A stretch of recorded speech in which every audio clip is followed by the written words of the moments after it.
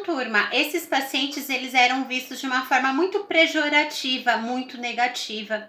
Eles eram afastados de suas famílias, inseri-los então novamente na sociedade nem passava pela cabeça de médicos. Enfim, e a sociedade acabou se acostumando com isso. Anos depois foram impostos tratamentos muito agressivos a esses pacientes, tais como os manicômios, né, onde eram executados esses tipos de tratamentos, né, mais hostis a esses pacientes, camisa de força, choques, né, para que as reações neurológicas diminuíssem através de estímulos elétricos, muitas vezes. Então, a camisa de força, choques, medicações fortíssimas que prostravam muito o paciente, porque esse não é o intuito. Partindo do princípio que nós precisamos restabelecer o nosso paciente, prostá-lo, sedá-lo, não o deixará mais saudável. Então, muitas vezes esses procedimentos eles eram realizados e não traziam ao paciente a qualidade de vida e muito menos eles eram inseridos novamente na sociedade, porque eram tratamentos bruscos, agressivos.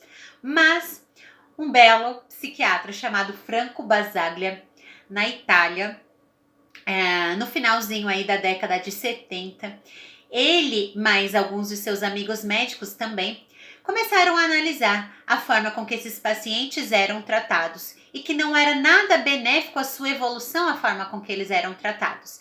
E aí ele teve a ideia de fazer um modelo mais humanizado a estes pacientes, tá? Enxergando-o na sua totalidade, fazendo com que eles fossem novamente inseridos na sociedade de modo a contribuir de modo muito significativo. Ele começou a perceber que quando esses pacientes eles eram ouvidos, quando lhes eram ensinados atividades, ofícios, uma paciente, por exemplo, que fazia oficina de cursos de cabeleireiro, ele percebeu que os seus surtos diminuíam consideravelmente porque ela era tratada com humanidade. Ele começou a entender o que de fato era muito importante e valioso na assistência psiquiátrica da época, de modo a fazer com que houvesse uma reforma muito significativa, tá?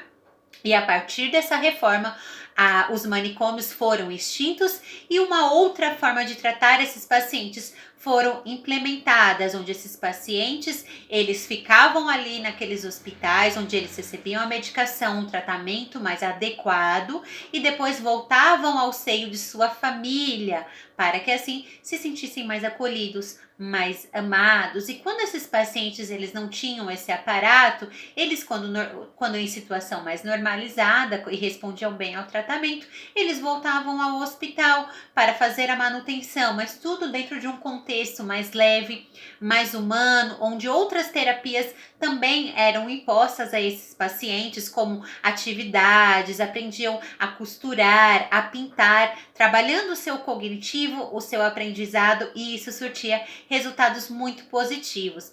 Então, esse modelo de Franco Basaglia, ele foi também instituído aqui em nosso país, onde o manicômio, né, que era onde utilizavam aquelas camisas de força, aquele modelo mais ostensivo, mais grotesco de atendimento foi extinto e passamos a assistir esses pacientes de forma mais humanizada, que nós também vamos aprender em próximas aulas quais são os modelos de assistência psiquiátrica hoje no Brasil.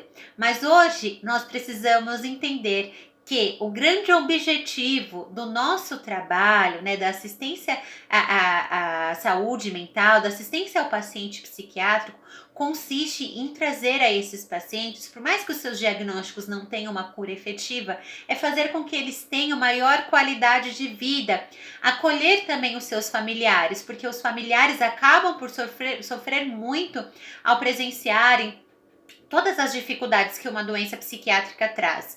Temos também que ter em vista que os familiares, né, principalmente aqueles que tomam à frente o seu cuidado, eles têm muitas chances de desenvolverem um transtorno compartilhado, que é quando quem cuida de um paciente acaba por desenvolver sintomas de estresse, de ansiedade e acabam por desenvolver diagnósticos psiquiátricos também. Então, ele também precisa do nosso acolhimento para que nós possamos minimizar o número de pessoas com doenças psiquiátricas em nossa sociedade. Então, acolher esse familiar, entender todos os seus medos, os seus anseios e fazer com que o paciente seja tratado com a devida dignidade que ele merece, sempre o chamando pelo nome.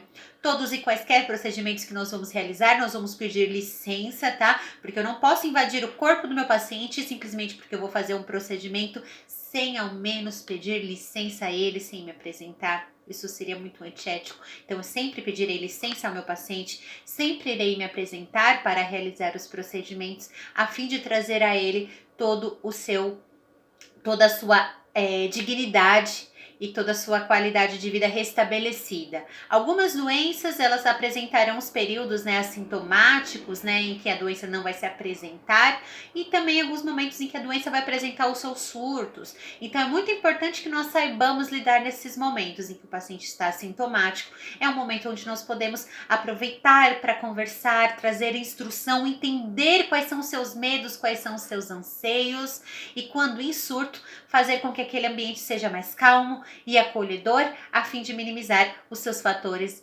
estressantes. Pessoal, eu espero que vocês tenham gostado da nossa aula. Vamos dar continuidade ali no fórum. Muito obrigada, fiquem com Deus.